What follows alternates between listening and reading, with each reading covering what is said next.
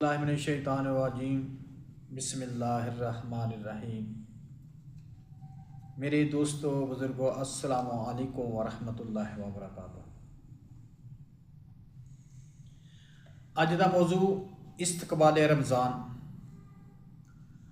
حضور نبی اکرم صلی اللہ علیہ وسلم رمضان المبارک سے اتنی زیادہ محبت فرماتے کہ اکثر اس کے پانے کی دعا فرماتے تھے، اور رمضان المبارک کا اہتمام ماہ شعبان میں ہی روزوں کی کثرت کے ساتھ ہو جاتا تھا۔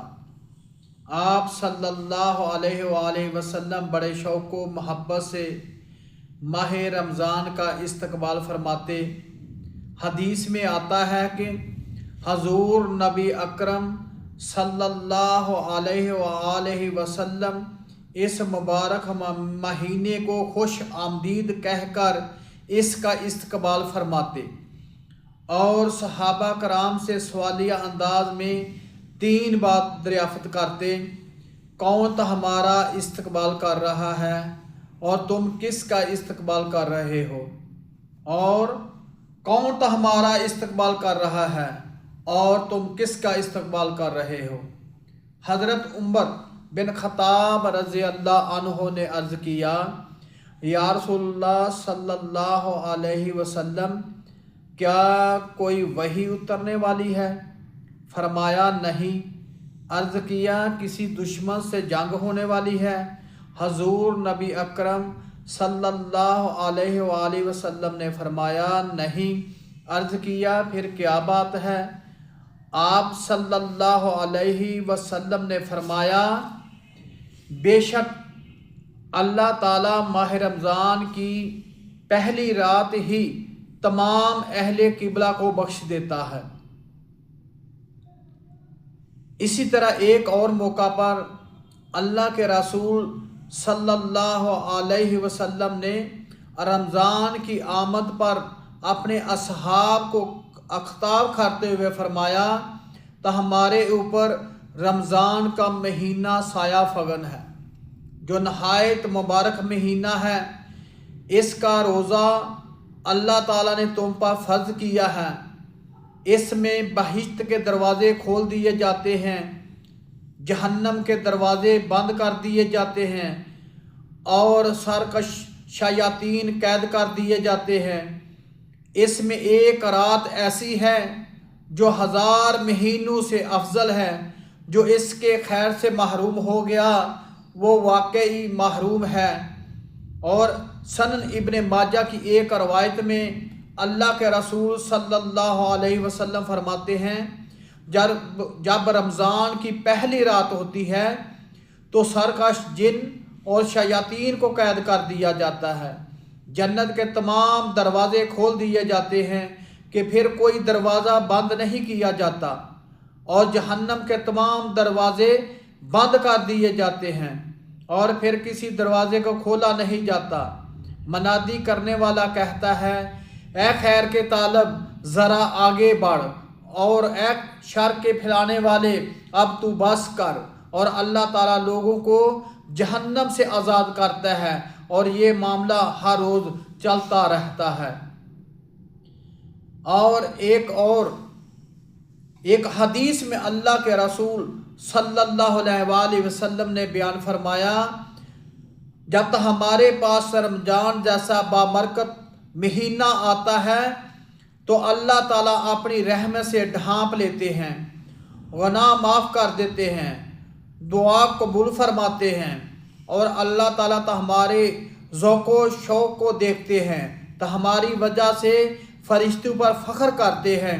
پس تم بھی اپنی طرف سے اللہ تعالیٰ کو بلائی دکھاؤ، بے شک وہ نہایت ہی بدبخت ہے جو اس مہینے میں اللہ کی رحمت سے محروم رہا۔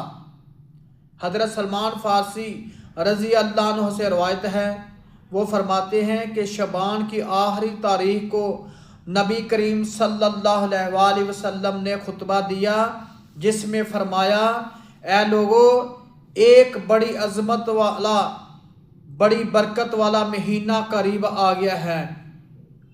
اے لوگو، ایک بڑی عظمت والا، बड़ी बरकत वाला महीना करीब आ गया है। वो ऐसा महीना है जिसकी एक रात 1000 महीनों से बेहतर है। अल्लाह ताला ने इस महीने में रोज़ा रखना फ़र्ज करार दिया है और इस महीने की रातों में तरावी पढ़ना मुकर्रर कर दिया है। जो शख्स इस महीने में कोई एक नेक काम अपने दिल की खुशी से बतौर खुद करेगा तो वो ऐसा होगा जैसे रमज़ान के सिवा और महीनों में फ़र्ज अदा किया हो, और जो इस महीने में फ़र्ज अदा करेगा वो ऐसा होगा जैसे रमज़ान के अलावा दूसरे महीने में किसी ने 70 फ़र्ज अदा किए। और ये सब्र का महीना है और सब्र का बदला जन्नत है। और ये महीना माशरे के गरीब और हाजतमंदों के साथ माली हमदर्दी का महीना है। हज़रत जाबिर बिन अब्दुल्लाह रज़ी अल्लाह अन्हु से रवायत है कि रसूलुल्लाह सल्लल्लाहु अलैहि वसल्लम ने अरशाद फरमाया, मेरी उम्मत को रमज़ान शरीफ के बारे में 5 चीज़ें मखसूस तौर पर दी गई हैं जो पहले किसी नबी को नहीं मिली हैं।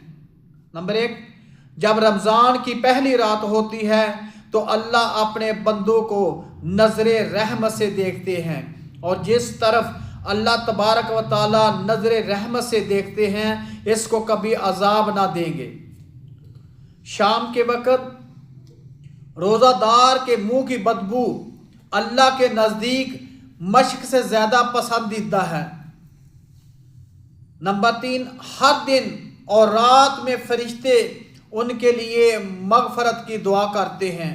नंबर 4, हक ताला शाना जन्नत को हुक्म देते हैं कि मेरे बंदों के लिए तैयार और आरास्ता हो जा, करीब है कि मेरे बंदे दुनिया की मशक्क़त और थकन से मेरे घर में आकर आराम पावें। नंबर 5, जब रमज़ान की आखिरी रात होती है तो अल्लाह तबारक व ताला तमाम रोज़ादारों की मग़फ़रत फरमा देते हैं। अल्लाह ताला के सानू माह रमज़ान दे रोज़े रखन दी तौफीक दे और माह रमज़ान दा अदब एहतराम और तमाम अपने हमसायां रिश्तेदारां दा एहसास करन दी तौफीक दे। आमीन या रब्बुल आलमीन।